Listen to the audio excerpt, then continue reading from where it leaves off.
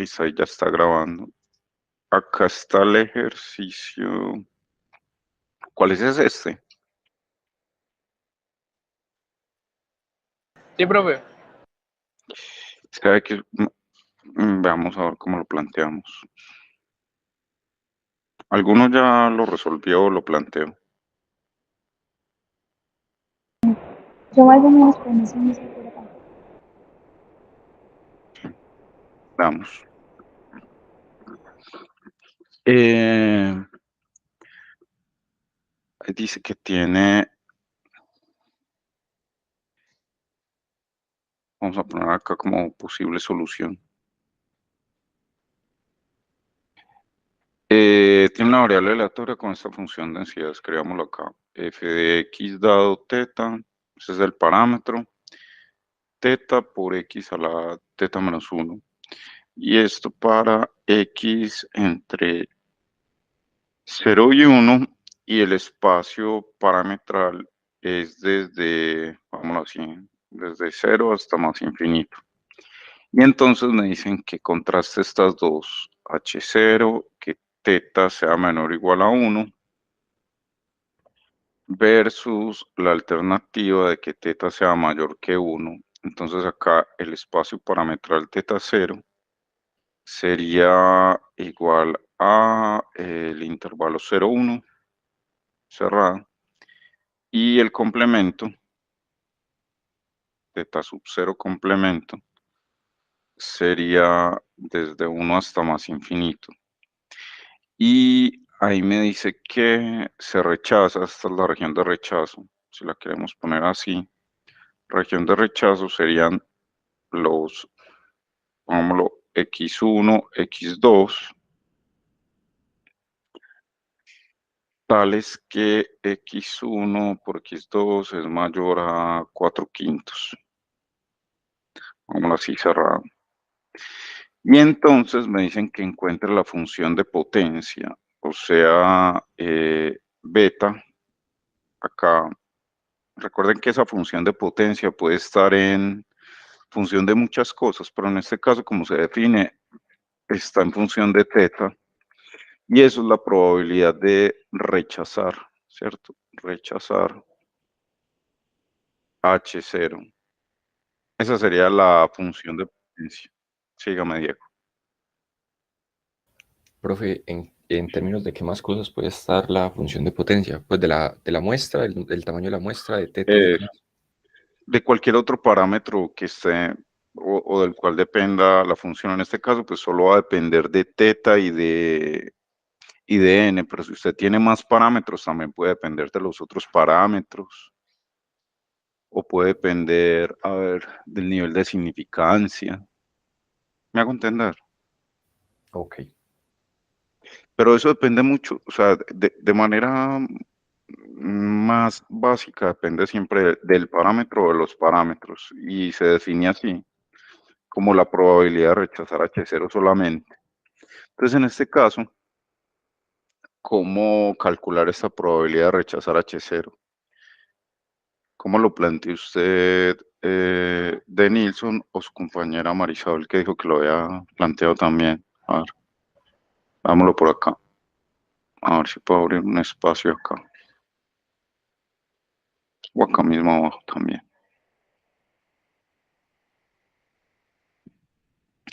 Esa probabilidad de rechazar, ¿cómo la definirían? Beta de teta.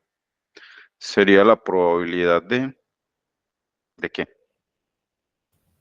Pero yo coloqué la región de rechazo. X1 por X2 es mayor a 4/5. Entonces miren que ahí solamente se tomó una muestra de tamaño 2, ¿cierto?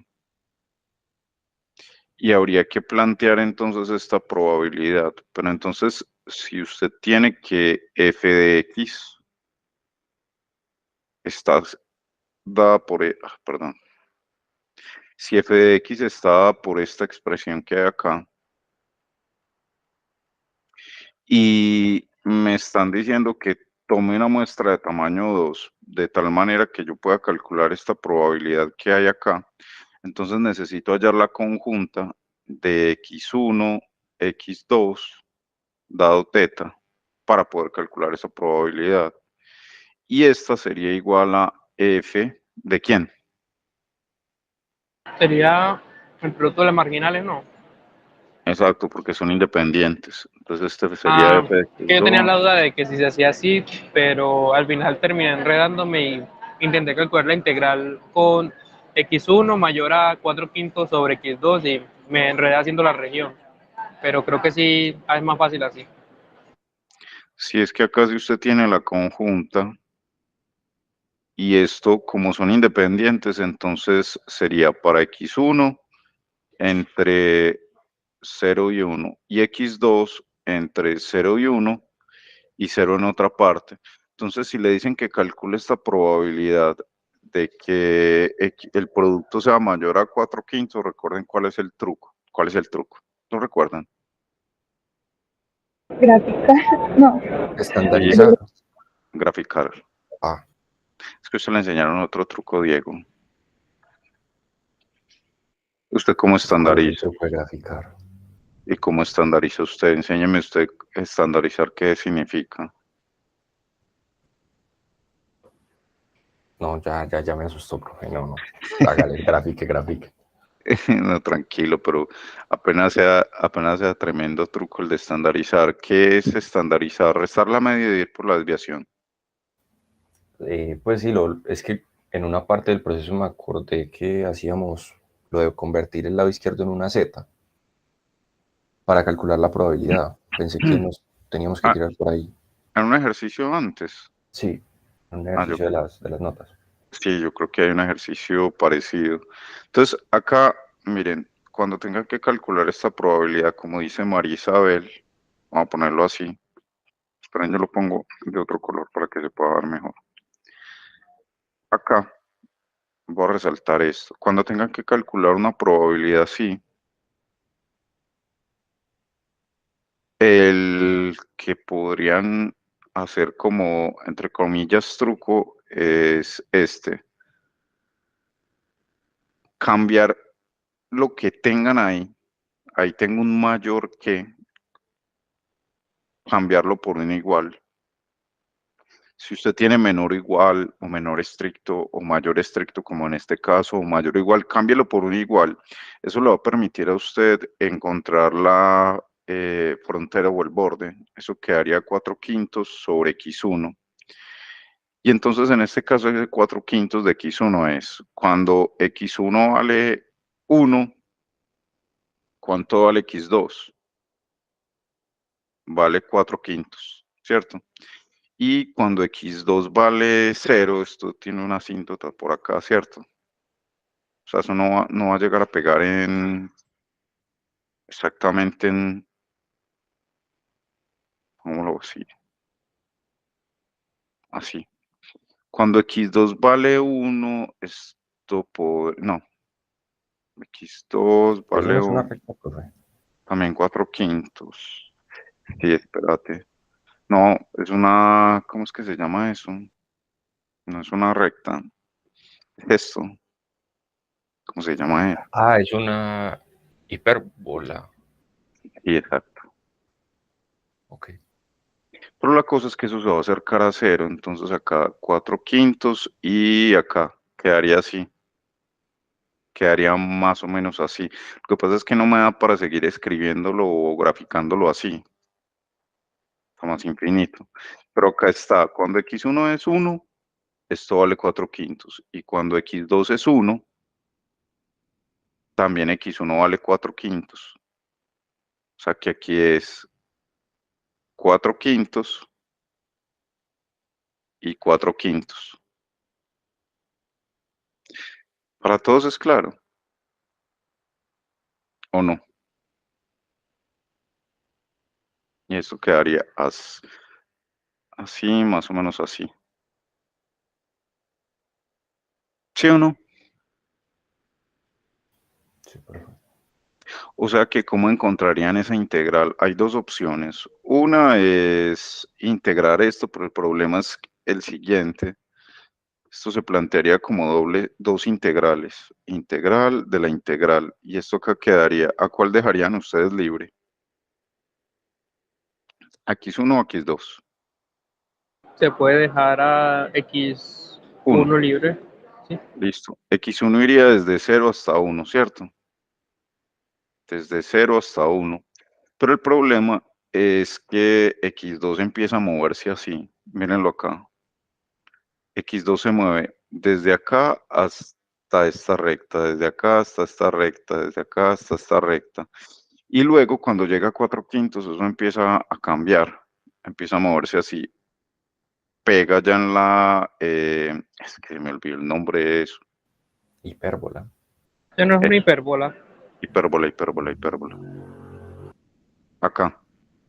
Miren que ahí tendrían que plantear dos integrales, ¿cierto? Para todos es claro que hay que plantear dos integrales. Sí, entonces mejor te deja libre X2. Tampoco porque No, tampoco. mire que va a empezar a pegar acá.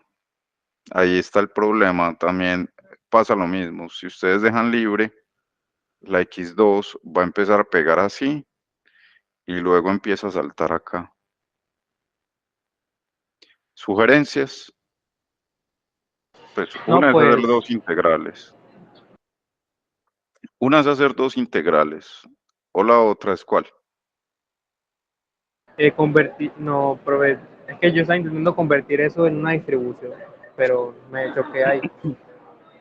Ah, no, pero espera un momento porque miren una cosa. Yo acá lo que estoy haciendo es la probabilidad de que el producto sea menor que 4/5, pero la que nos están pidiendo ahí no es esa. La que nos están pidiendo ahí es esta. Voy a trazarla acá para que me quede mejor. La que nos están pidiendo es esta que hay acá. Ay, Dios mío. Acá y acá. ¿Están todos de acuerdo que la que nos están pidiendo es esta? Esperen, yo la coloreo acá. Esta. ¿Sí la ven? Sí, profe. ¿Por qué es esa de color? No sé, ¿qué color es? Bueno, Porque dice que es X1 por X2 mayor a 4/5, o sea que está por encima de la gráfica. exactamente. O sea que sería esta región que hay acá. Sería esta región que está coloreada. La que yo estaba planteando acá abajo es menor o igual a 4/5. ¿Cómo sé que es la de arriba? Coja cualquier punto. Un punto bien sencillo. Puede ser, por ejemplo, este mismo punto. El punto 1,1. Mire que cuando usted multiplica 1 por 1, eso es mayor que 4/5. O sea que efectivamente la región es esta que hay acá. ¿De acuerdo? ¿Preguntas? Profe, entonces solo sería una integral que va de 0 a 1 y de la gráfica a infinito.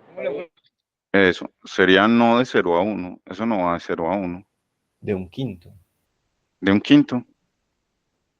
Ahí sí no sé qué número es el que... Ah, 4/5. De 4/5 a 1. De 4/5 hasta 1. Y de La 4 otra. quintos... Ah, no, y de la función de la hipérbola hasta 1. Exacto. Sería 4/5 sobre x1 hasta 1 y ya sería la función teta al cuadrado por x a la teta menos 1, pongámoslo acá, x1 por x2 de una vez, x1 por x2 a la teta menos 1, d de x2, d de x1. Y esa sería la integral que habría que calcular. ¿De acuerdo? ¿Todo bien? Sí, profe. Listo. Acá la resalto solamente para que, porque en el video les quede resaltado el color del área que están calculando. ¿Preguntas? Sería esta. Profe, tengo una duda teórica de la clase 12. ¿Cuál? Lo que pasa es que yo estaba viendo los ejemplos y los ejercicios que proponen y y lo que tengo es que la mayoría de hipótesis nulas que proponen son con igual. Ajá, Y entonces uno puede calcular el LRT solo cuando la hipótesis nula es con el igual o daría igual si tiene menor igual o mayor igual. Se toma el valor pues esa, pre- representativo. esa pregunta la había hecho Diego en clase, ¿sí o no? ¿Se acuerda, Diego? Profe, la verdad no me acuerdo. No se ac- No me acuerdo. Ah, no. Yo voy a hacer su biógrafo porque usted no se acuerda casi de... Mire, acá. Usted sí, ¿cómo no se va a acordar si en la última clase lo preguntó? Es de No me verdad. acuerdo. No, Alguien profe, de se... verdad no me acuerdo. Pero Pero yo mire, me acuerdo que alguien lo preguntó, pero para otro cálculo, no para el LRT. no, era para este. Mírelo, Diego, lo que preguntó en la clase es lo mismo que está preguntando su compañero de Nilsson. Cuando usted va a calcular lambda, acá cómo está la anotación, permítame. Esto es lambda de x. Debería ver si era x mayúscula, sí, pongámoslo. Lambda de x, de la muestra. Eso sería el supremo o el máximo sobre, este sería el teta cero. ¿De quién? De la función L de teta a esa muestra, dividido el supremo de teta en todo el espacio de L de teta o X. ¿Ya sí se acuerda, Diego?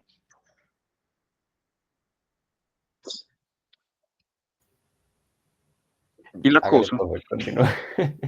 A lo ver que si me está, acuerdo más adelante. lo que está preguntando Danielson es, acá, cuando a uno le plantean estas dos hipótesis, tiene los dos espacios. El que se relaciona, en general, el espacio parametral. El espacio parametral sería desde menos infinito hasta más infinito. Pero el espacio teta cero sería únicamente el teta sub cero, el valor que puede tomar. Y el otro espacio, o sea, el complemento sería de menos infinito hasta S, unido desde S hasta más infinito. Entonces la pregunta que hace Nilsson es, bueno, si acá yo voy a calcular el de arriba, este supremo, y solamente en ese espacio hay un único valor, entonces el numerador de esto quedaría así, quedaría L de teta cero dado X. ¿Por qué? Pues porque solo hay un valor. Y abajo quedaría L de X barra, que es el que maximiza en todo, dado X. Entonces la pregunta que hace Nilsson es, ¿qué pasa, por ejemplo, si acá en vez de que fuera un solo valor, me pusieran esto? H0 teta menor o igual que teta cero versus H1 de que teta sea mayor estricto que teta cero. ¿Qué dirían ustedes?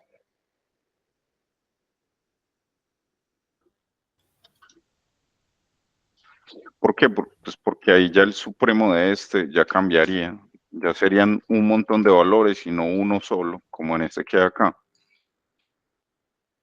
Hay que optimizar para encontrar ese supremo. ¿Cómo se optimiza? Esa es su pregunta de Nilsson, ¿cierto? Sí, entonces tendría que hallar el máximo en ese intervalo. Sí, y ustedes recuerdan esa, bueno, es que por eso es que en este curso no se pone así, porque no todo el mundo ha visto varias variables, pero se acuerdan multiplicadores de Lagrange. Pues sí, más o menos. O sea, que uno cogía la función menos lambda a veces una restricción, algo así. Exactamente, y optimizaba ahí. Pero eso depende mucho de la función particular. Por ejemplo, en este caso, este en particular, esta función, la que yo estoy tratando de maximizar, no, ahí no aparece así. Esta, si yo le tomo logaritmo natural a esto, miren que eso es como una parábola que abre hacia abajo. Entonces habría que ver cuando yo grafique L de teta, no esta, sino el logaritmo de esta. Eso es una parábola que abre hacia abajo y depende de teta. Entonces la cosa es que quien maximiza esa función es x barra. Pero entonces lo que habría que preguntarse, acá está teta, y ahí está la función L de teta, lo que habría que preguntarse es cómo es x barra con respecto al teta cero. ¿Sí me hago entender? Depende mucho de la función particular, pero la forma general es con multiplicadores de Lagrange. ¿Sí me hago entender? Pues Profe, sí, sería otro tipo de cálculo, la forma de hacerlo. Exactamente. profe, ¿por qué nos interesa el teta cero? ¿Por qué Pero qué? eso no, ¿eso se ve en este curso o eso ya no entraría en lo que, en cómo trabajamos? Lo que pasa es que no todos vieron varias variables. Todos vieron eso, ¿no? Ah, no creo, profe. ¿Cierto que Sino que no? me dio curiosidad es porque como todos los ejemplos e incluso en los ejercicios de clase aparece el igual, pues me dio curiosidad. Pero es por eso. O sea, es porque cuando voy a optimizar, me encuentro con ese problema. Entonces, por eso se simplifican. Pero en general, usted lo puede poner en un optimizador. Permítame, yo busco acá. Pues lo puede poner en un software para que optimice. ¿Y por qué depende de la pregunta que hace Diego? ¿Por qué depende de teta cero cuando está seleccionándola? Pues es que usted decía que había que fijarse en particular en teta cero. Sí, espera, le explico. Acabo de buscar un ejemplo. Precisamente es con ese. Bueno, hagámoslo acá. Ah, profe, pero espéreme, antes de que me responda eso. Si no fuera un teta cero, Único. no, que hubiese que estimar, sino, digamos, usted nos dice que la hipótesis nula es para tetas menores o iguales a 2. Ajá. En ese caso, pues es una optimización normal. Es hallar el supremo simplemente, hallar el teta que maximice esa Que función. maximice esta función. Y todo depende de esta función. Pues en general se pueden poner con multiplicadores de Lagrange, pero depende. Para hacerlo directamente se hace un análisis de esta función. ¿Me hago entender? Sí. Es lo que usted dice. Dígame cuánto vale teta cero, 2, 8, 1000. Reemplazo y optimizo para todos los valores menores que 2, por ejemplo, menores o iguales que 2. ¿Sí es claro? Listo.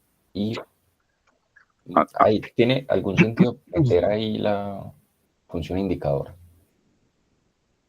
la función indicadora, Pues eso debería aparecer en alguna parte, porque es que tiene la forma que usábamos para el parcial pasado. mm, sí, no, lo que pasa es que con multiplicadores de Lagrange usted generaliza el problema, como dice de Nilsson, adicionándole un valor, pero mire, yo le explico con esta en particular. Esto es una normal, ¿cierto? Y nosotros habíamos hallado esto. Yo lo vuelvo a pegar acá. Voy a eliminar esto y lo voy a pegar acá nuevamente el problema. Ya había llegado que esta era la función de verosimilitud. L, en otro color. L de teta o x es igual a 1 sobre, pongámoslo así, 2pi a la n medios por e a la menos 1 medio de la sumatoria desde igual 1 hasta n de las xy menos teta, esto elevado al cuadrado. Entonces, cuando yo tomo logaritmo,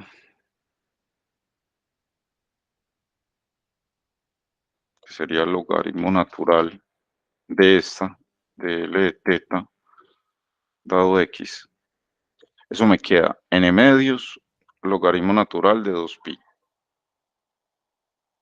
negativo, menos 1 medio de la sumatoria desde igual 1 hasta n de las xy menos teta, esto elevado al cuadrado. Miren que esto es una función de teta, depende de teta, y teta, miren que es básicamente una variable trasladada, una cantidad de xy elevada al cuadrado. O sea que si usted lo grafica,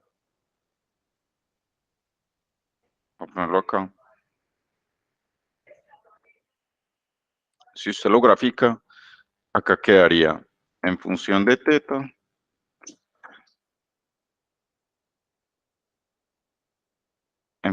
teta y acá quedaría L de teta dado X. ¿Qué forma tendría o qué forma debería tener? Debería tener una forma así. ¿Por qué? Porque miren que es una parábola con un número negativo. Es como una suma de parábolas. Y acá, ¿dónde alcanza el máximo? ¿Cuál es el valor que optimiza o maximiza esta función para ustedes? ¿Cuál es? X barra. Exactamente, X barra. Entonces, acá se alcanza el máximo. Si usted va a encontrar el supremo para los teta, voy a ponerlo acá menor o igual que teta 0, de L de teta dado X. Mire que todo va a depender de dónde está teta 0. Si teta 0 está por acá o si teta 0 está por acá. Si teta 0 cae a la izquierda y si teta 0 cae a la derecha, el máximo cambia. ¿Qué pasa si teta 0 está a la derecha de X barra? ¿Cuál sería el máximo de la función para todos los teta menores iguales a teta 0? El máximo serían estos. Pongámoslo por acá. ¿Cuál sería el máximo de aquí hacia atrás? Trácelo acá y ¿dónde se encuentra el máximo? ¿En qué valor? También en X barra, ¿no? Exactamente. Pero si está a la izquierda, teta 0, trácenlo por acá, ¿dónde se encuentra el máximo? Pues ya serían cerca de X barra, pero no en X barra exactamente. Sería exactamente en teta 0. O sea que esta función es o L de X barra dado X, L de X barra dado X, si X barra es menor o igual a teta 0. O L de teta 0 dado X, si X barra es menor que teta 0. ¿De acuerdo? Perdón, al revés. Teta Profe, 0 menor que X barra. Sígame. eso es de lo que cuando uno busca máximos o mínimos, uno estudia el intervalo y los puntos de frontera. Exactamente. Pues para más dimensiones, sí. Ah, ok. Ujú.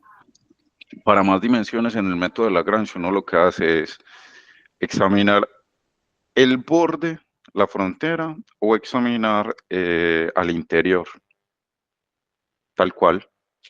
De hecho, podemos programar esto. Vamos a ver si el gráfico sí es efectivamente como yo lo planteo.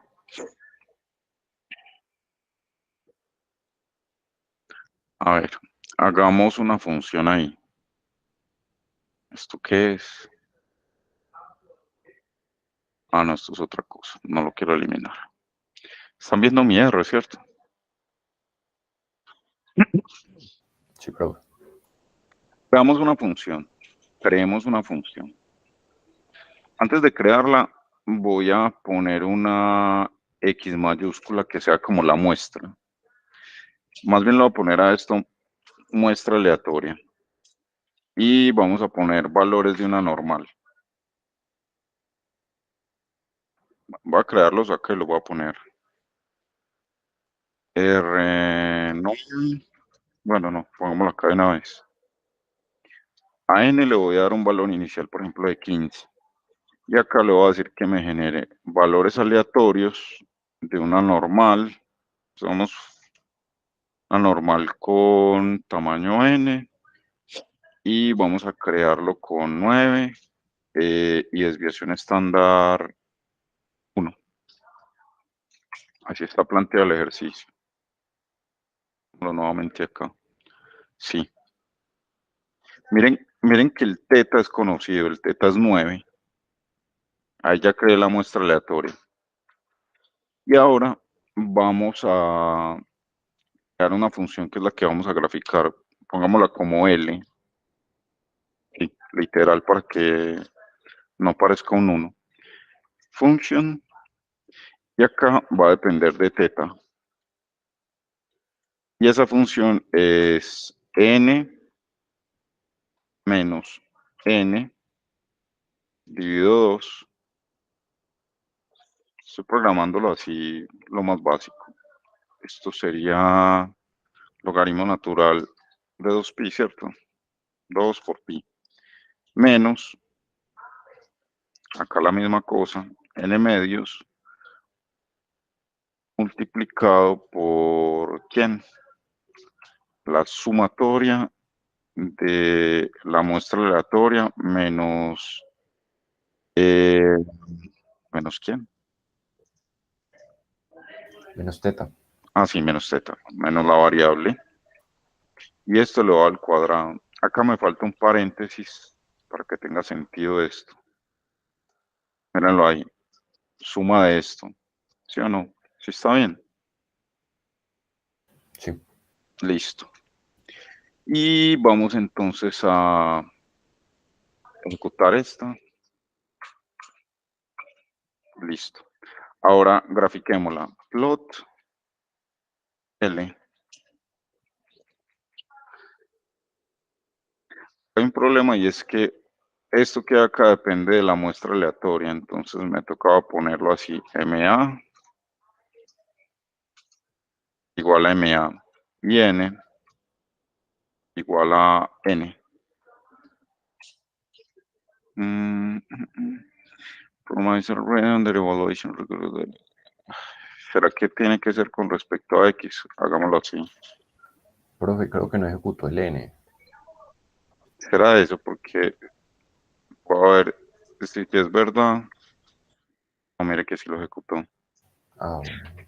Muchas veces es por esto, porque no reconoce la variable aleatoria. No, pero aquí dice, promises array under evaluation. Ay, ¿qué creen ustedes que sea? Hagámoslo acá. Pongamos, por ejemplo, L de 3. Ah, es que no lo está evaluando bien. L de 3. ¿Qué es lo que está pasando? N igual a N. Este no lo pone. No, esto sí lo está Yo evaluando. busqué en Google y en Stack Overflow dicen que poner MA igual a MA o N igual a N causa problemas que reconozca las variables. No, pero lo voy a quitar. Ah, hagámoslo así. Pero mira que de todas maneras acá, didn't evaluate object of N.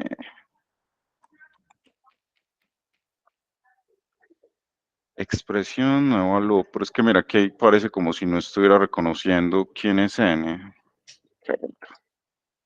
Bueno, no importa. Pongámoslo así. Desde, Profe, Pero y ¿no será pasando ese que N como una constante, no se podría, pues poniendo el 15 de una vez. ensayémoslo 15, pero habría que poner MA. Bueno, hagámoslo así.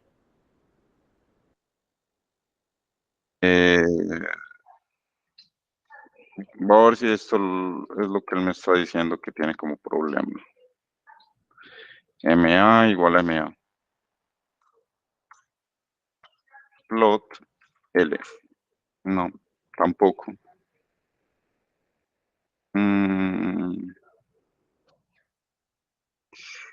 Suma. ¿Será que acá no me está diciendo?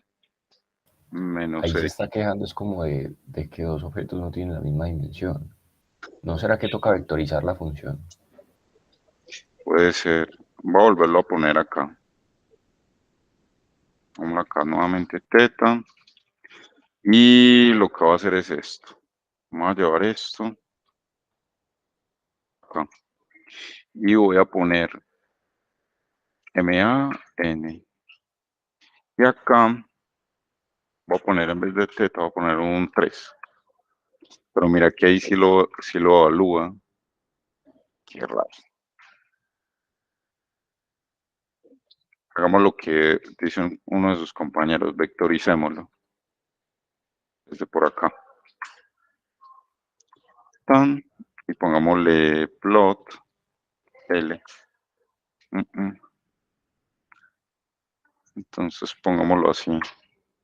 C 1.10. Warning, mat menos theta is not as long yet. La verdad no sé qué pasa. Espérate, ya lo hago por acá. Vamos, L auxiliar igual a vectorize L. Y veamos si acá sí lo evalúa auxiliar. Ahora sí lo evalúa. Bien, eso es, ¿cómo decirlo? Es el problema de los programadores. ¿Recuerdan por qué les decía que yo no era programador? Pues, pero es normal que cuando uno esté ensayando algo, pues eso no le funciona muy bien. Pero ahí ya funcionó. Volver a ejecutar y miren que ahí dio. Acá nos aparece como una recta. ¿Por qué creen que aparezca así como una recta? La cosa es que hay que decirle, hagámoslo por ejemplo, desde 0 hasta, la muestra va a tener media alrededor de 9, porque ese es el valor de teta que estamos utilizando. Entonces pongámoslo hasta qué valor, para que se vea la curva que sube y vuelve y baja. 20. Pongámoslo hasta 20. Mírenlo ahí. El problema que estaba presentando, creo que fue usted, Tomás, el que lo dijo, ¿cierto? Que no estábamos vectorizando, o sea, él no estaba siendo capaz de evaluar en varios valores al mismo tiempo. Ese problema lo habíamos enfrentado desde la primera clase, ¿se acuerdan? Sí, cuando se integró, pero el que dijo eso fue Diego. Eso sí. Ah, bueno, Diego. Y acá ya vimos que efectivamente, miren, si ustedes quieren ver dónde es que se está encontrando el máximo, pongámoslo así, una upline, y pongámosle un vertical igual a la media de la muestra. Y miren que efectivamente ahí es donde se está alcanzando el máximo. Entonces, todo va a depender de si teta es menor que x barra o mayor que x barra, para saber dónde es que se encuentra el máximo. Veamos cuánto nos dio x barra. Nos dio 8,7625 y miren que el verdadero valor de teta fue 9. O sea que se encuentra el máximo ¿dónde? Ahí teta es mayor, perdón, o sea que el máximo se encuentra acá mismo. Voy a poner acá una outline, este lo voy a poner de color rojo. Col igual a red. Ese se queda ahí. Y voy a poner otro outline de color azul que me diga cuál es el teta. 9.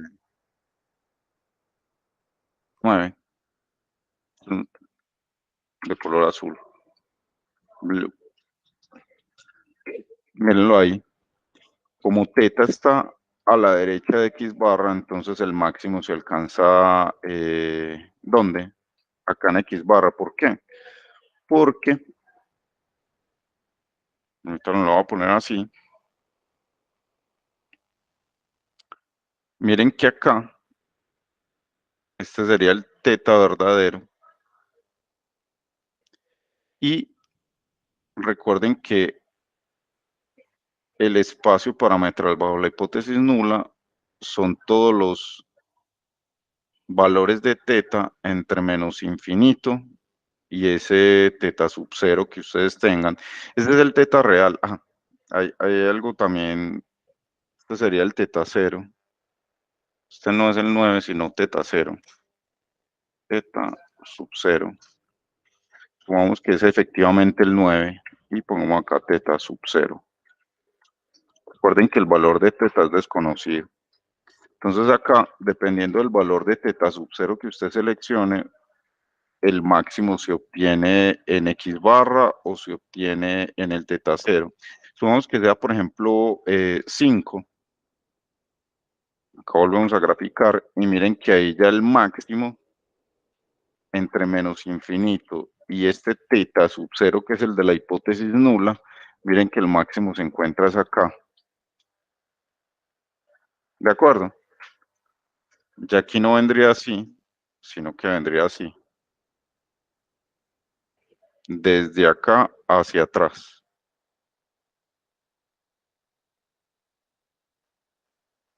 ¿Preguntas? ¿Es claro lo que les expliqué acá más o menos? ¿O es muy enredado? No, está claro, profe. Todo eso depende de la optimización, pues de la función. Hay varios algoritmos para optimizar con restricciones. Hay uno que se llama algoritmos genéticos. Y ese algoritmo genético lo que hace es, dependiendo de una restricción, él optimiza una función. Vamos a ver si acá está el paquete. Voy a ahorrar esto.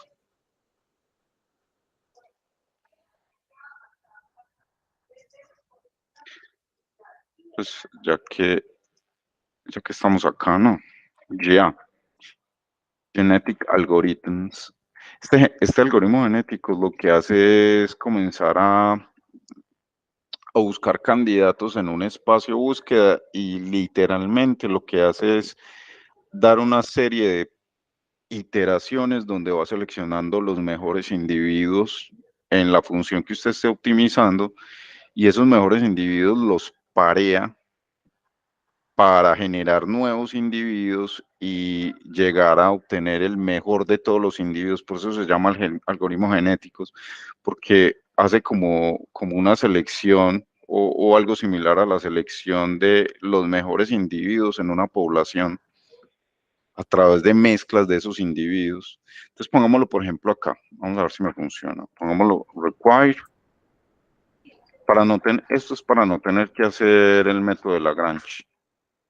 Require, ya. Y acá hay una función que se llama GA. Esa función GA me dice que le dé cuál es la función LAUX y me dice, veamos, la ayuda de la función GA.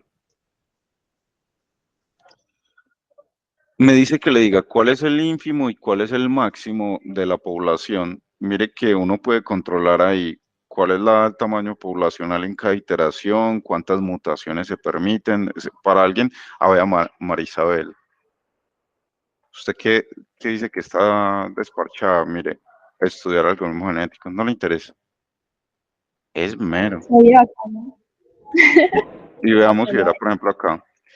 Yo quiero, por ejemplo, optimizar esa función desde un valor bien pequeño, por ejemplo, desde 1000, desde menos 1000. Recuerden que eso es desde menos infinito. De hecho, pongámoslo acá a ver si me acepta menos infinito. Y la cota superior, aquí es la condición. La condición sería teta sub 0. Ahí dice que el argumento debe ser un vector. Entonces veamos acá cómo son los valores que le debo poner. Ajá. Esto debe ser entre paréntesis. Acá, entre paréntesis. No. Pongámosle entonces menos 10 o menos 100. Menos 1000. Error arg must be a character. Veamos esta función que dice type real igual fitness, pongámoslo así. Fitness igual a esto. Este menos 100 hasta teta 0. Repeat number is missing with default.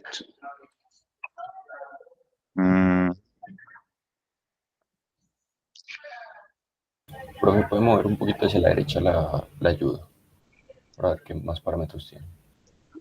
No, solamente tiene estos. Veámoslo, por ejemplo, con una sola.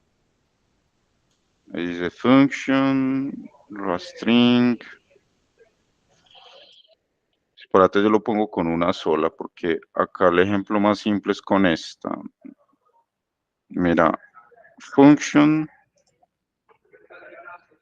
por ejemplo, con esta, lower y upper, debería funcionar. Pongámosle esto mismo que hay acá. Type, real value. Fitness.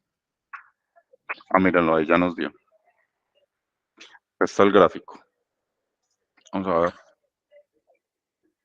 Y acá le voy a decir, voy a optimizar la función. Este se llama proceso. Voy a ponerlo así. Acá lo voy a poner desde 1000, uno más pequeño. Ahí optimizó y le voy a decir que me haga un gráfico de proceso. Mírenlo acá. Esto es lo que hace. Y acá le voy a decir que me dé un resumen de ese proceso. Summary. Proceso. Mírenlo ahí. Ahí iteró 100 veces. Creo que sí, son 100 iteraciones y miren el máximo. El máximo que obtuvo fue 4,81 porque nosotros le estamos diciendo acá que el máximo es teta igual a 5. O sea que cuando está optimizando se está acercando a 5. Él tiene una forma, y es la que le voy a plantear esto, Marisabel, tiene una forma de mezclar ese algoritmo genético con el algoritmo de Newton-Raphson. Pongámoslo, por ejemplo, por acá. Espera, yo lo busco. Optim. Es con este. Optim igual true. No voy a entrar en detalles con esto, pero solamente quiero mostrarles que existen alternativas para ese problema. Mire que ahora sí encontró el máximo que es 5. Pongámosle, por ejemplo, que teta sea 15. Teta 0. Y digámosle que optimice. Y miren que la solución que encontró ahora ya no es 15, sino 8,72. Y ese 8,72 es la media de la muestra aleatoria. 8,7626. ¿Quién está interesado? ¿Alguien ha visto esos algoritmos antes? Algoritmo genético. Nadie lo ha visto. Sí, profe, pues en algoritmos bioinspirados en decisiones, pero pues nos enseñan los procesos, pero no los implementamos en ese curso. Bueno, al menos ahí yo lo he usado, pero en otros cursos, pero teóricamente se da en un curso de sistemas. O sea, lo ven desde el punto de vista teórico. Miren que Sí, o acá, sea, solo explican el proceso y qué hacen. miren que acá lo que yo estoy tratando de controlar con esto, vea, aplico algoritmos genéticos, que es un algoritmo de optimización basado en ese procedimiento genético de cruces, mutaciones y demás. Le digo que lo que quiero que optimice sea una función evaluada en los reales. Le digo cuál es la función que tiene que optimizar y acá le doy un valor bien grande negativo. No me acepta menos infinito, entonces le doy un valor bien grande, por ejemplo, menos 100.000. Y la cota superior, que es la restricción que yo le estoy dando, le voy a decir que es teta 0. Entonces sería como los teta menores iguales a teta 0. Y acá le digo que además de hacer el algoritmo genético, utilice Newton-Raphson localmente. Cada vez que encuentre un óptimo, aplique Newton-Raphson. Miren que este algoritmo no depende para nada de valores iniciales ni nada por el estilo. Y acá le Profe, digo que grafique y miren que llegó al mismo. Dígame. cada vez que encuentre un que aplica el Newton-Raphson. Con esta opción, Sí. Pues Scan entiendo Get, que ahí usted le está diciendo, aplíqueme el método que en algún momento nos mencionó, que era para hallar máximos y mínimos, pero ¿cuándo sabe cómo aplicarlo? él lo aplica aleatoriamente. Mira, ver acá en la ayuda. Lo aplica aleatoriamente, pero ya lo voy a explicar mejor. Acá está. Optim. Determina si se hace o no una optimización local con el propósito, bueno, con algún propósito general. Y la cosa es que, por ejemplo, él tiene que iterar un número fijo de veces, 100 veces. Ese es el número fijo de iteraciones que tiene por defecto. Usted le puede controlar ese número de iteraciones. Aleatoriamente, en cada una de esas iteraciones, él decide con una probabilidad si hace una optimización local o no. Cuando usted no le dice que haga optimización local, él encuentra el mejor candidato y ya. Pero uno debería combinarlo con Newton-Raphson para que cuando encuentre el candidato a ser el mejor, lo perfeccione. Mira, yo le muestro acá un gráfico de qué es lo que él hace. Y sobre todo le explico acá, pues ya que están interesados con esto. Él depende de varias cosas. Depende de una población, tamaño poblacional, ya les voy a explicar qué es eso. Depende de una probabilidad de cruce, depende de una probabilidad de mutación. Y acá hay una probabilidad de optimizar con cualquiera de estos métodos. Miren que este es el que está por defecto en la función optim, que es muy parecido al Newton-Raphson. Entonces le voy a explicar lo que hace. Cuando él comienza a iterar, hace esto. Acá tenemos eje X y eje Y. Acá tenemos, vamos así. Este es teta y este es L de teta. Y ya sabemos que la función es así. Así es la función. Vamos que es así. Cuando usted le dice que busque valores desde menos 100.000, por ejemplo, hasta un teta sub 0, él lo que hace es seleccionar valores aleatoriamente en este intervalo. ¿Cuántos va a seleccionar? ¿Cuántos usted quiera que seleccione? Ese es el tamaño poblacional, lo que él llama pop size. Por defecto, miren que tiene 50. Acá está, pop size. Ese número de valores, que serían 50, él viene y los evalúa en la función. Obviamente esta función no termina acá, esa función va hasta menos infinito. Voy a ponerla acá así.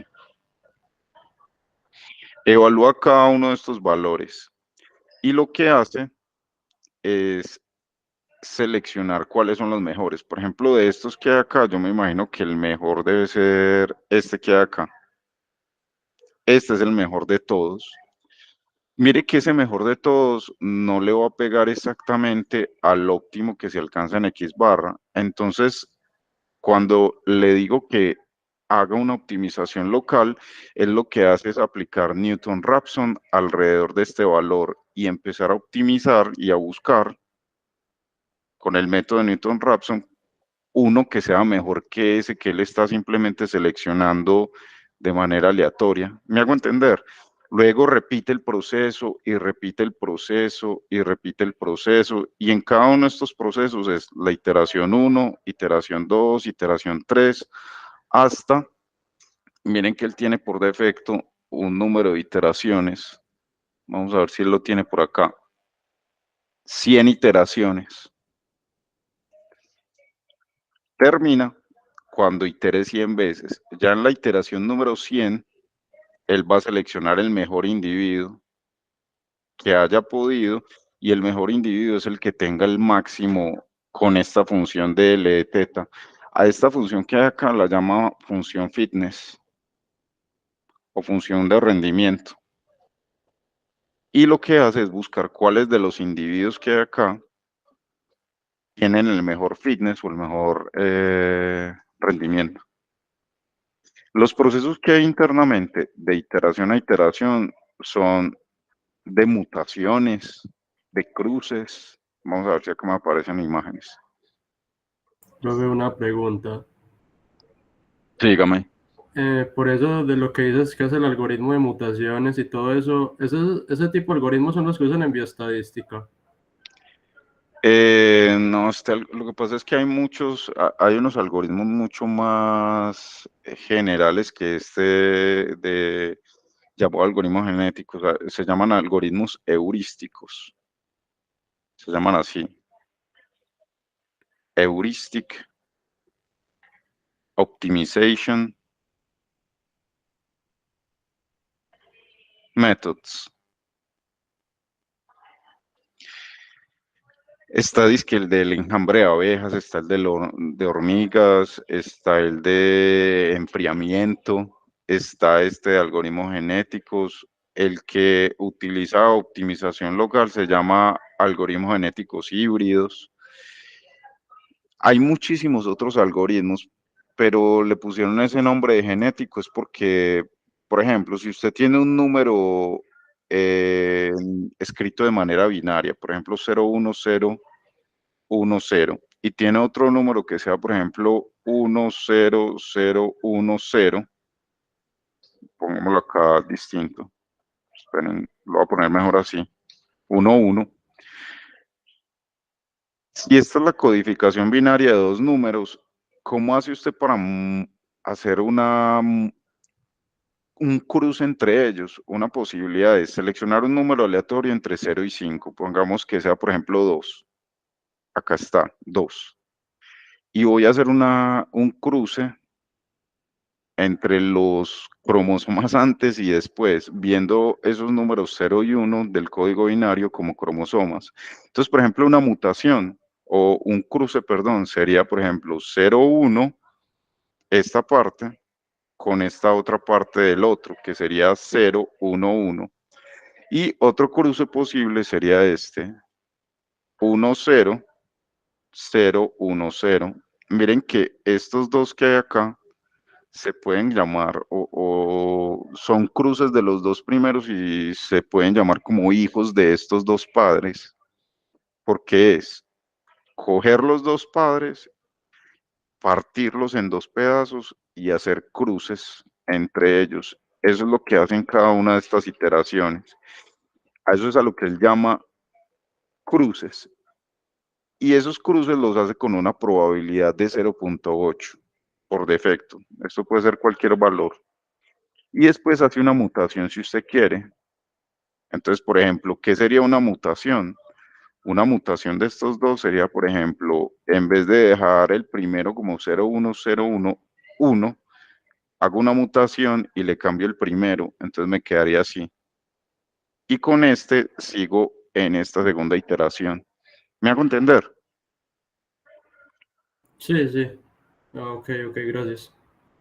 Es por eso que se llama algoritmos genéticos, porque estos son como si fueran los padres, los divido en dos pedazos y genero hijos. Y luego a estos hijos decido si le hago mutación o no. Ah, listo. Yo porque, sí, todo esto lo estaba hablando era porque existen muchas alternativas distintas al método de Lagrange. Más o menos claro lo que les dije.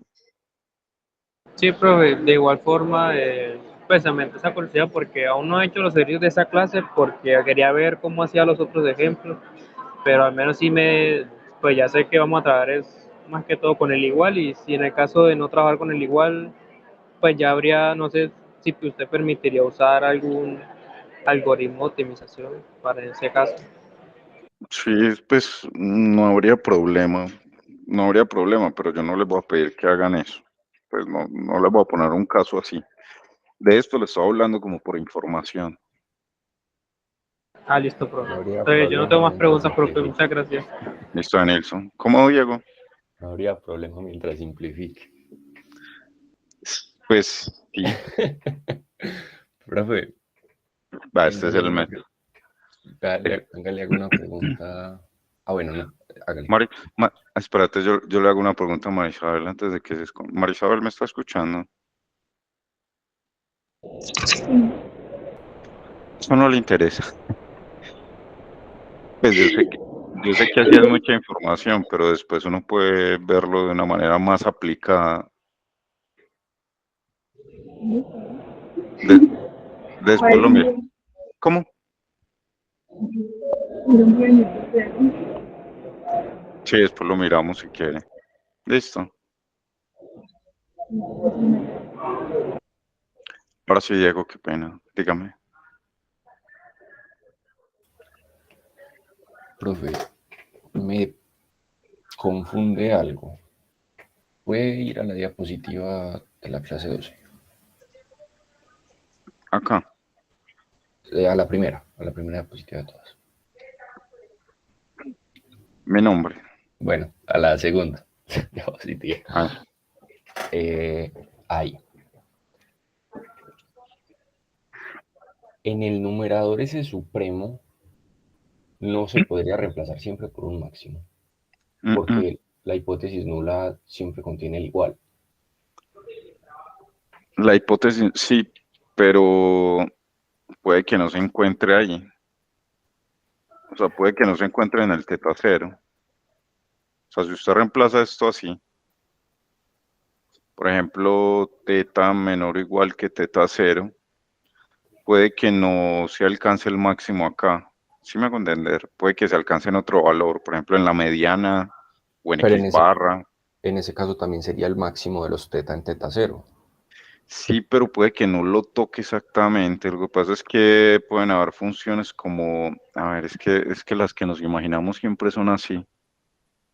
Pero puede que haga unos saltos raros y puede que no sea exactamente un máximo, sino más bien como un supremo, como que no se alcanza, como que de manera asintótica se toca, pero no se llega a él. ¿Me hago entender?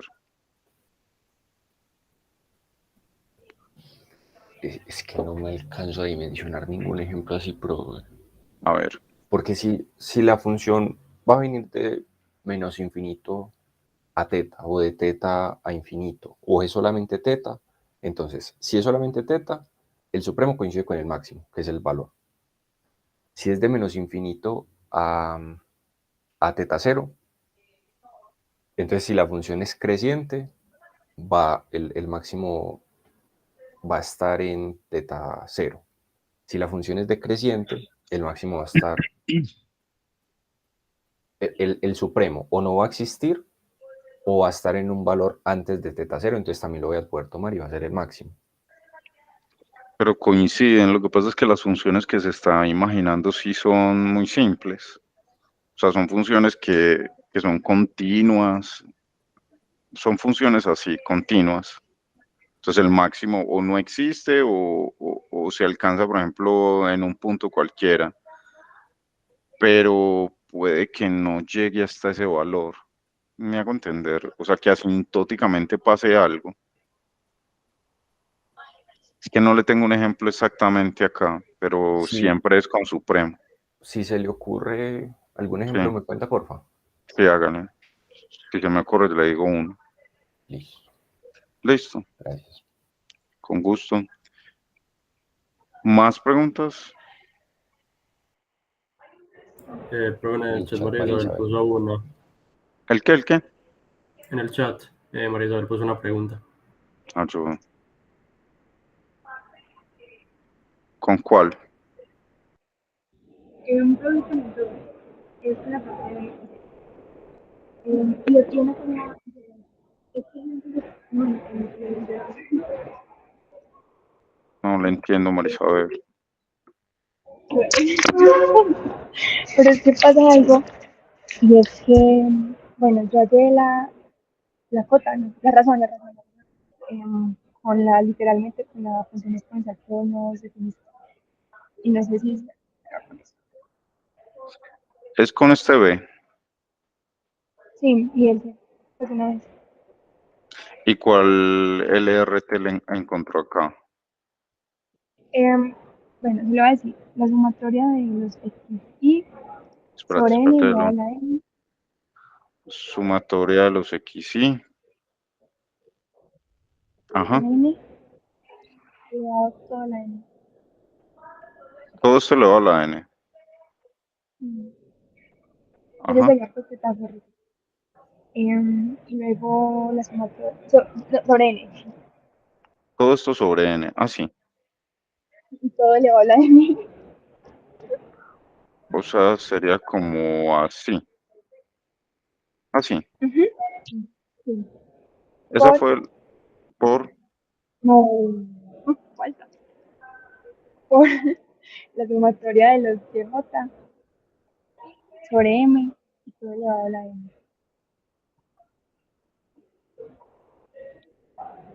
Desde J igual a 1 hasta M y todo elevado a la M. Así. Sobre, sí, sobre eh, la sumatoria de los XI más la sumatoria de los XJ. Eso dividido entre N más M Dividido todo. entre N más M y elevado a la N más N. Eso sí está bien. No me acuerdo, pero yo creo que sí. Lo dejo así para que los demás lo planteen. Y entonces la pregunta es, acá, Sí. No, no, o sea, literal he hecho mil cosas y no. pero a ver, literalmente lo que hay que hacer es escribir esto que hay acá, acá. A ver, o sea, si esto queda, por ejemplo, n a la menos n, por la sumatoria desde igual 1 hasta n de las xy, y esto lo va a la n. Por la sumatoria desde j igual 1 hasta m de las y sub j, y esto le va a la m, sobre, bueno, y acá por m a la menos m, dividido m más n a la menos m menos n. O sea, lo que estoy haciendo es como sacando las constantes. Y acá quedaría sumatoria de las xy más sumatoria de las yj. Entonces a todo esto llamémoslo, por ejemplo, no sé, A. Todo esto que sea como un A. Entonces quedaría A. Y lo que hago ahora es, bueno, acá me falta un M más N. A la M, y acá voy a hacer esta multiplicación, sumatoria de las XY más sumatoria de las YJ a la N. Voy a poner así y voy a borrar esto. Entonces ya lo que puedo hacer es asociar cosas con cosas, ¿no? O sea, asocio lo que tenga M con M y lo que tenga N con N. O sea que eso quedaría como, vamos a ver si me cabe acá. Tan, tan y tan. Eso quedaría así. Sumatoria de las XY sobre sumatoria de XY más sumatoria de Y sub J. Todo esto elevado a la N, que multiplica la sumatoria de las Y sub J sobre sumatoria de XY más sumatoria de Y sub J, y todo esto elevado a la M. Y todo esto multiplicado por A. Ese A ustedes lo pueden asociar con esto que hay acá. Y Ahí no aparece lo que es. Este sería T, ¿no?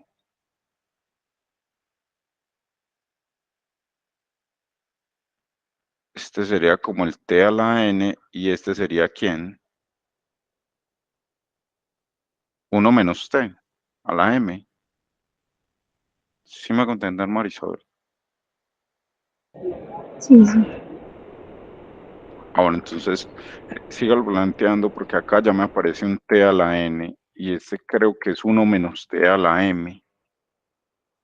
Y ahí ya lo que hace ahí literalmente es escribir el T.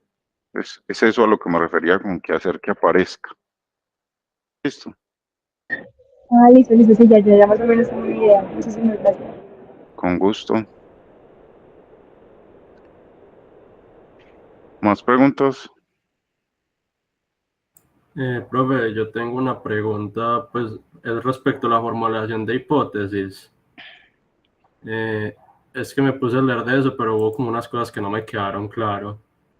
Eh, ¿Cuáles?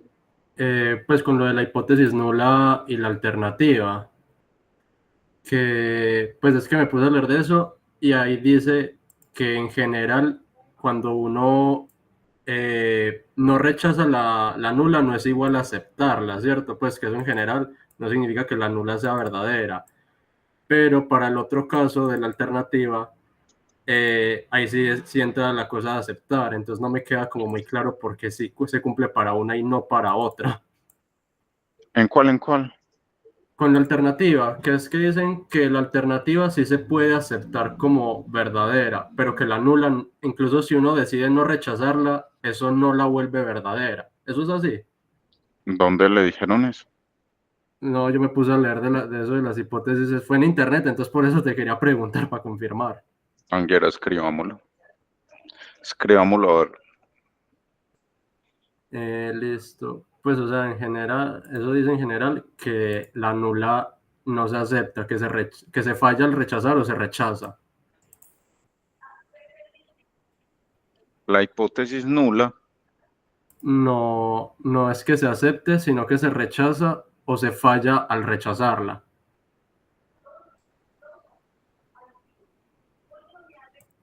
si No, no, pero rechazar sí dicen únicamente es que no se acepta, no se acepta.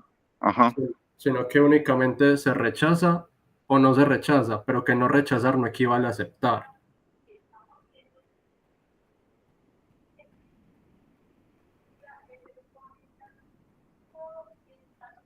Sino que se rechaza o no se rechaza. Lo que pasa es que, pues, eso es, ¿cómo decirlo? Eso depende del lenguaje que se utiliza, pero esto de que no se acepta, dígame usted en el lenguaje común, pues no se acepta, sería se rechaza, ¿sí o no? Sí, Vámonos acá. Más bien, se acepta y no se rechaza. ¿Cuál es la diferencia entre las dos? O sea, cuando usted le dice, por ejemplo, le va a dar 1 millón, ¿sí o no? 1 millón de pesos, lo va a regalar. Y usted dice, ah, lo acepto. ¿Eso en qué difiere a, no, no lo va a rechazar? Pues o sea, en ese contexto del 1.000.000 de pesos no sabría cómo decirte, pero lo que leí era que incluso que uno puede encontrar observaciones consistentes con la nula, pero eso no es como que la pruebe. En cambio, que al encontrar observaciones inconsistentes, sí es como una idea para rechazarla. O sea, entiendo como la lógica detrás de eso, pero no sé si es verdad o si tiene como algo más detrás, pues incluso se metían con las partes del valor P, pero como no hemos visto eso, pues no, como que no leí tanto de eso. Siempre péguele esto. Se acepta con una confianza del 1 menos alfa. Lo que pasa es que eso de aceptar o no aceptar depende de un estadístico y ese estadístico depende de la muestra aleatoria que se tome. Entonces, eso de decir que se va a aceptar una hipótesis simplemente porque la muestra evidencia que se debe aceptar, es como muy, ¿cómo se dice? Muy tajante, Arbitrario. muy tajante, muy tajante. Entonces, por ejemplo, uno decir que yo tomo un conjunto de paquetes Margarita, 20.1, 20.3, 20.3, hasta 25,2. Cojo un montón de paquetes papas Margarita y veo que todos cumplen con esto, que teta es mayor o igual a 20. Entonces, con esa evidencia yo no puedo decir, somos que solamente cogí 15. Con eso yo no puedo decir que en general el parámetro poblacional siempre va a ser mayor o igual a 20. Lo que uno dice es que no se rechaza la hipótesis nula con una confianza, por ejemplo, el 95% de 1 menos alfa, de que la cantidad media poblacional sí es mayor o igual a 20. Pero ¿qué pasaría, por ejemplo, si yo tomo mal la muestra o hago mal las mediciones? Entonces ahí con una mala medición yo no podría decir de manera tajante que se acepta que siempre es mayor o igual a 20. Puedo tener mal calibrado el objeto y demás. Entonces, para no incurrir en ese error, uno más bien dice que no la rechaza, pero tiene que pegarle en ambos casos esto, confianza del 1 menos alfa por ciento. O sea, la parte de que dices tú del lenguaje es también como para cubrirse en salud con posibles errores. Exacto, es que es como, a mí me gusta comparar la estadística con medicina. Cuando una persona se hace un examen de sangre y le sale, no sé, 245 de colesterol, creo que es con 100 colesterol, y a otro le sale 100, creo que es el máximo, eso está como entre 0 y 100 de colesterol en sangre para normal. Si a una persona le sale 245, lo que hicieron fueron varios conteos de, no sé, plaquetas de grasa en sangre o de cantidades de grasa en sangre. Pero ¿qué pasa, por ejemplo, con una persona que le apareció esto, 102? Mire que este y este son igualmente mayores a 100, no. Pero en este que hay acá, uno podría decir que hay mayor evidencia que en este que hay acá. En ambos uno dice que la cantidad de colesterol es mayor que 100, pero en este es mucho más evidente que en este que hay acá. Entonces en ambos uno diría como que hay evidencia de que la cantidad de colesterol en sangre es mayor que 100, pero uno no puede decir que lo puede en ambos casos decir con la misma contundencia. Yo creo que por eso es que le meten el p-valor ahí en esa discusión que usted leyó. Me hago entender. Sí, sí. O sea, en general se habla es por eso de confianza, porque no es como que sea una certeza total, pero sea una probabilidad muy baja de equivocarse. Sí, porque es que con este que hay acá, como que está tan pegado al límite que uno podría decir que no, eso se parece mucho a 99, pero con este que hay acá no se parece tanto. Entonces con este uno dice como que y apenas se haya, no sé, hecho un error en el conteo, porque es muy peligroso decirle a una persona que sí tiene colesterol porque hay que medicarla y ese medicamento tiene efectos, por ejemplo, en los riñones o en el hígado. Entonces medicarlo acá es muy delicado, pero acá sí hay que medicarlo si no se muere. Me hago entender, entonces es como en ese sentido. Después si quiere cuando veamos el p-valor, tratamos como de aclararlo más con ese, a ver qué tal. Listo, Listo, listo, sí. Muchas gracias, profe. con gusto. ¿Más preguntas?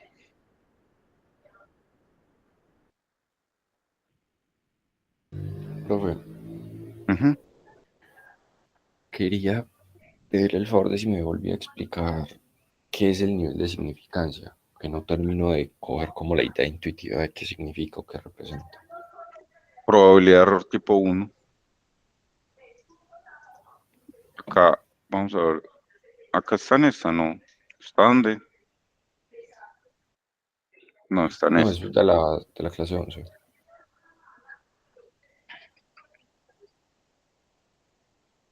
¿Qué? El nivel de significancia, bueno, pero como está puesto acá, Pues de ahí lo estaba leyendo, pero como sea me sirve. tamaño de la región, sea H0 una hipótesis que es contrastada con una alternativa. Listo. El nivel de significancia o tamaño de la prueba es el máximo valor permitido de la función de potencia cuando H0 es cierta. O sea, es como el máximo valor de esta probabilidad, de la probabilidad de rechazar, dado que H0 es cierta. Recuerde que la función de potencia es la probabilidad de rechazar H0, ¿cierto? Y Sí. esta es la función de potencia. Y cuando usted le pone H0 es cierta, es el máximo valor que usted le permite a esta probabilidad, porque esta probabilidad es un error. Es la probabilidad de cometer un error. ¿Cuál es? De tipo 1. Tipo 1. Es eso. Y a esto es a lo que se le denota como alfa. Nivel de significancia es la máxima valor permitido o la máxima probabilidad de rechazar H0, dado que es cierta. O sea, es como la mayor probabilidad de cometer un error. ¿Cuál error? El error tipo 1. Y a esta es a la que más cuidado le ponen en los artículos y demás, porque siempre dicen nivel de significancia alfa de tanto, 5%, que es el que casi siempre se usa por defecto. Pero al error tipo 2 casi nunca se le pone mucho cuidado, que digamos. Profe, eso me llama la atención. ¿Hay alguna razón? Pues pensaba o yo me imaginaría que el nivel de significancia debía como ser una media de ambos errores. ¿Por qué Lo se que, toma solamente el del tipo 1? porque es que usted no sabe qué pasa con el otro. La probabilidad de error tipo 2, bueno, pongámoslo acá mismo. Vamos adelante, ¿cierto? Acá. Esto es fácil, este es el alfa que acabamos de ver, pero esta es la probabilidad de aceptar H0, dado que H0 es falsa, ¿sí o no? Y Sí. compárelo con esta que es la probabilidad de rechazar H0, dado que H0 es cierta. Si la mayoría de hipótesis son con un parámetro y son así, teta mayor o igual que teta 0, o versus la alternativa, teta menor que teta 0. Mire que en esta que hay acá, que contiene el mayor o igual, cuando H0 es cierta, se reemplaza por el valor que toma con el igual. Entonces se reemplaza cuando H0 es cierta, se reemplaza por el teta 0 y por eso es fácil calcular esta que hay acá. Mayor o igual, menor o igual o el igual exactamente. Por eso es que muchos textos ni siquiera lo ponen como mayor o igual, sino que lo ponen así, como un igual directamente. Bajo la hipótesis de que H0 es cierta, bajo la hipótesis nula, es muy fácil saber cuál es el valor por el cual hay que reemplazar a teta, es por teta 0. Pero cuando H0 es falsa, ¿por qué valor reemplazaría usted teta? Ah, Pero a mí no me interesa reemplazar por un valor, sino optimizar esa no, función para hallar el error. Pues para hallar no. el máximo o el mínimo del error. Sí le interesa reemplazar teta por algún valor para poder calcular esa probabilidad. Pues lo reemplazo por el complemento de los de la hipótesis nula. Pero ¿cuál? Porque es que acá siempre va a poner teta 0. Teta 0 siempre lo va a conocer. 2, por ejemplo. Pero acá cuando H0 es falsa, ¿por cuál valor lo reemplazo? Distinto de 2. ¿Por cuál lo reemplazaría usted? Yo lo que haría, o lo que me estoy imaginando es, tomo la función y le aplico algún método que me identifique entre menos infinito y teta cero, y teta cero está infinito, ¿dónde está el máximo de esa probabilidad? Pero es que hallar el máximo no significa encontrar, en este caso, cuál es el verdadero valor de teta. Ah, ok. Entonces, por eso no se le pone mucho cuidado al error tipo 2, porque es que el error tipo 1 es fácil de manejar, porque yo sé qué valor debe tomar teta cuando H0 es cierta, pero cuando H0 es falsa, ¿qué valor le voy a dar? Por eso es que, por ejemplo, acá Profe, en esto, no, hágale. por eso es que acá en estos ejemplos, mira que definen la región de rechazo. Y acá uno lo que hace es para distintos valores de teta encontrar la probabilidad de error tipo 1 y la probabilidad de error tipo 2. La probabilidad de error tipo 1 es muy fácil de calcular cuando usted sabe quién es teta, pero la de error tipo 2 no. La de error tipo 2 depende de los distintos valores que puede tomar teta. ¿Me hago entender? Sí, sí, creo que entiendo. Y es que es más fácil de manejar la 1 que la 2. Mire que acá, por ejemplo, ¿cuál es el valor representativo bajo H0? Un medio. En la mayoría de los textos, usted ni siquiera la va a encontrar así. Usted la va a encontrar así. Así la va a encontrar. Pero es porque en la mayoría de los casos uno no está interesado en varios valores, sino en uno particular, el límite, el valor límite. Por ejemplo, en la cantidad de un producto, uno no está interesado, por ejemplo, en saber si la cantidad de aceite es mayor o igual a 1000 versus que sea menor que 1000 en la alternativa. Uno no está interesado en ese caso particular, por ejemplo, en que sea 1050 o 1100, porque ahí el cliente no se va a quejar. Uno está interesado es exactamente en 1000. Y lo que horroriza o aterroriza es que sea menor que 1000. ¿Me hago entender?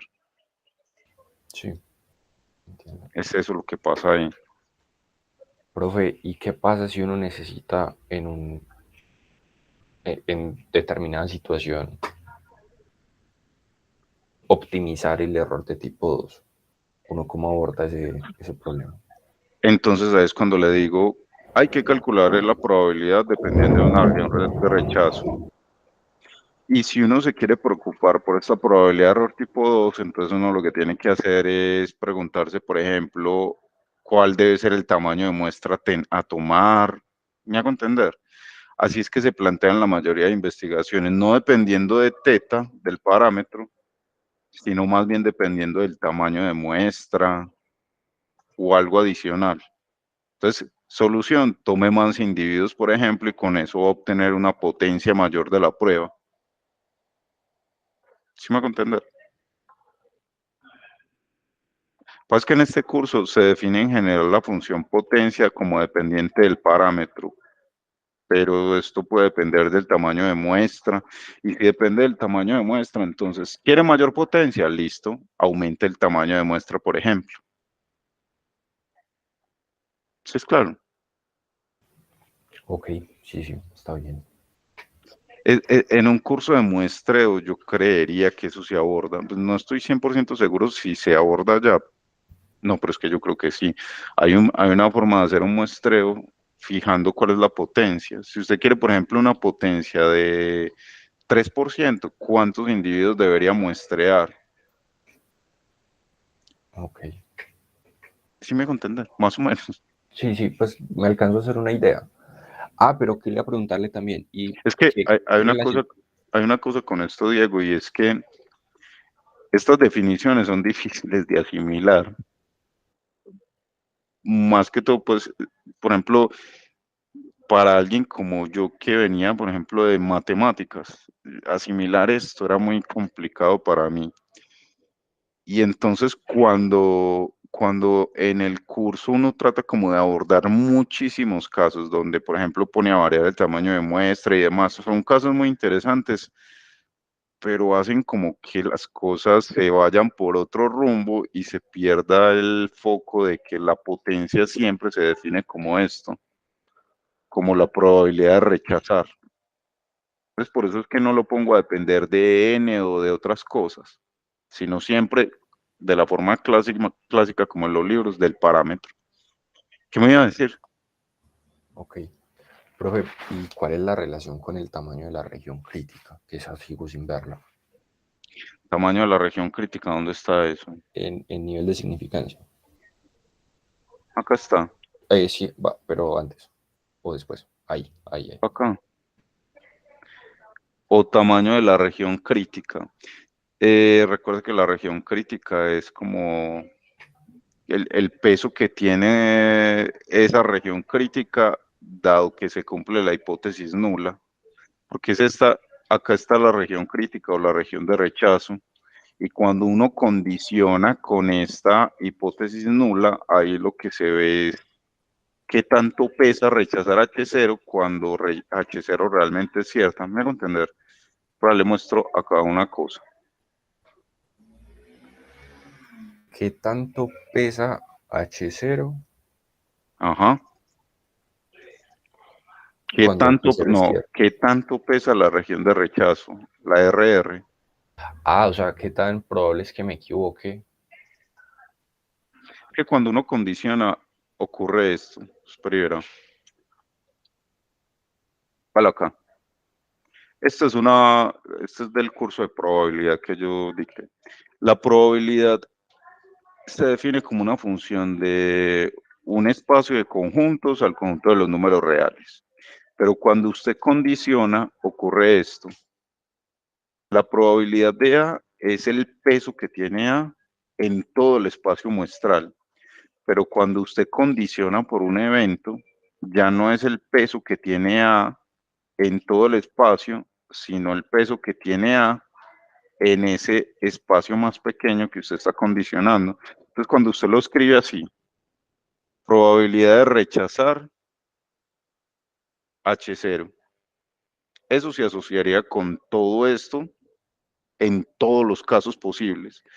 Pero cuando usted lo condiciona, rechazar H0, dado que H0 es cierto,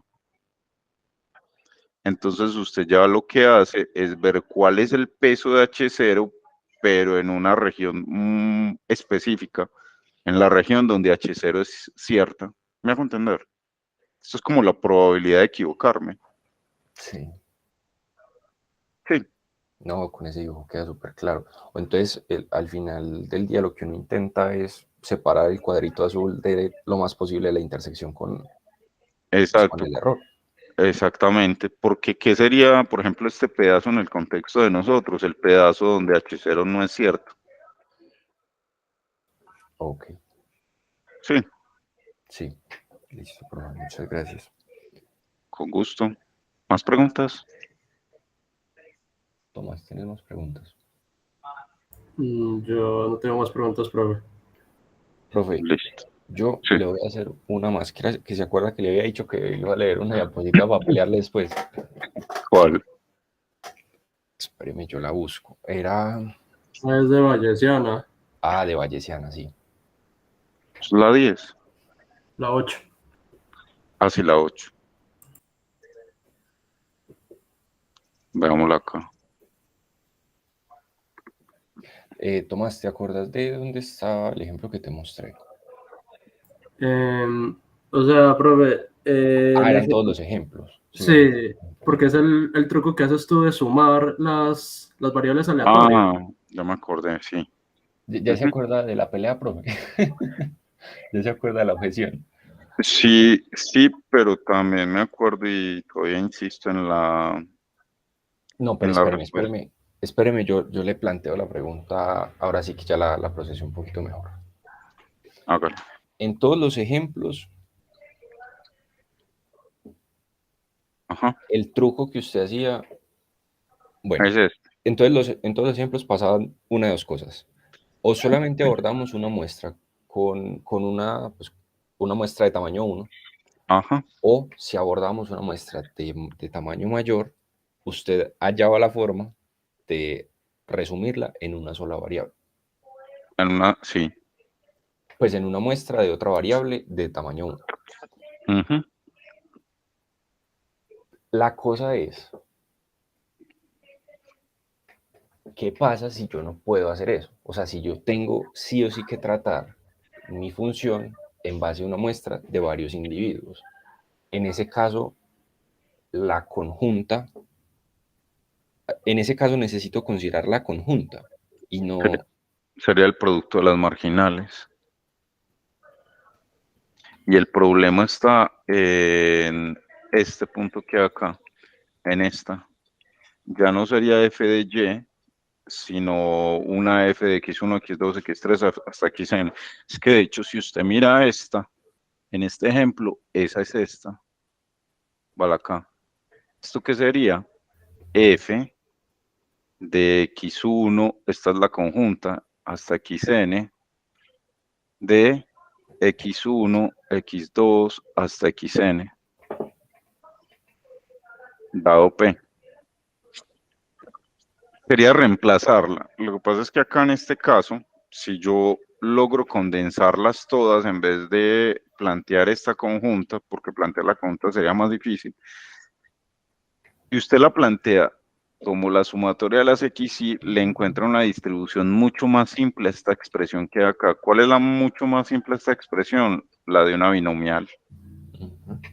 Si no, le toca hacer la conjunta de todas. ¿Me hago entender? Y después multiplicarla por la a priori. Y cuando vaya a encontrar la marginal, integra con respecto a P, le va a quedar la conjunta de esa muestra. ¿Me hago entender? Que esa es la que necesitaría en el denominador.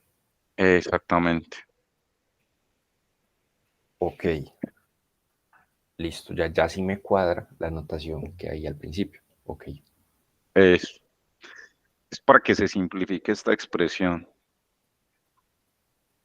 Listo, profe. Ya De con eso. hecho, le recomiendo ese curso bayesiano para que usted abra su mente y le estalle un montón de cosas en la... Usted ya está acabando sus créditos, es que usted tiene una forma muy rara de seleccionar los cursos, ¿no? Es ¿Por como qué? que, porque lo que he escuchado a algunos estudiantes es que se les acabaran los créditos, yo no pude entender qué significa eso. Que se les acabaron los créditos. De lectivas o algo así.